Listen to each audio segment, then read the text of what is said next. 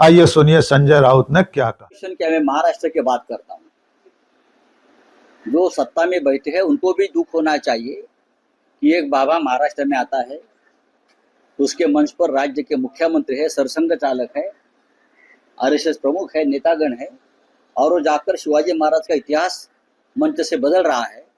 मुख्यमंत्री को गुस्सा क्यों नहीं आ गया? आरएसएस प्रमुख को गुस्सा क्यों नहीं आ गया?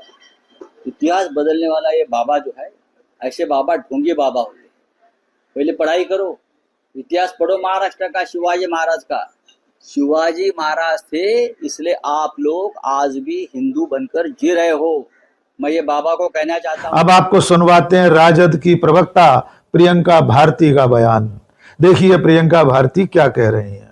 धीरेन्द्र शास्त्री महाराष्ट्र की धरती पर पहुंचकर ये कह रहे थे कि शिवाजी, छत्रपति शिवाजी जाते हैं रामदास स्वामी के सामने और अपना मुकुट उनके सामने रख देते हैं।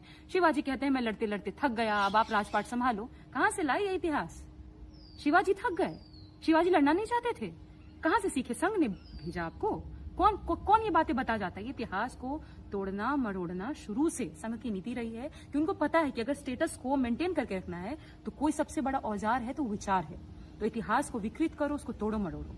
इसीलिए मैं आज किताब आपके सामने प्रस्तुत कर रही हूँ। मैं इसको कल पूरा इसको खत्म किया और मैं आपसे अपील कर रही हूँ, इस किताब को पढ़िए और समझिए कि आखिर सच्ची इतिहास जानना समझना कितना जरूरी है। क्योंकि हमारे पास खोने कुछ नहीं है, जो है हमारे विचार हैं। तो उस विचारों से अपने आप को लेस करना पड़ेगा, तभी हम इन लोगों से लड़ पाएंगे। और जो हमारे लोगों को, हमारे शासकों को, हमारे जो इतिहास में जो बड़े बड़े हमारे वीर हुए, उनको ये छोटा जब करने की कोशिश करें तो हम उनके मुंह पर तथ्य दें। शिवाजी महाराज के अपमान पर महाराष्ट्र ही नहीं पूरे देश से जबरदस्त प्रतिक्रिया आई है।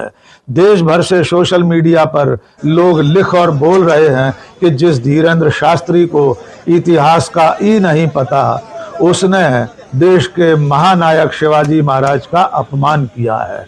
और सबसे ज्यादा चिंता की बात यह है कि जिस वक्त धीरेन्द्र शास्त्री शिवाजी महाराज का अपमान कर रहा था, उस वक्त डॉक्टर मोहन भागवत और देवेंद्र फडणवीस जैसे लोग मंच पर चुपचाप बैठे रहे।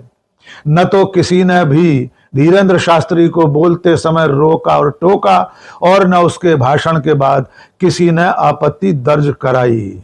इसका अर्थ ये भी है कि जो धीरेन्द्र शास्त्री कह रहा था, संघ और बीजेपी के ये बड़े बड़े नेता उसकी बात से सहमत थे।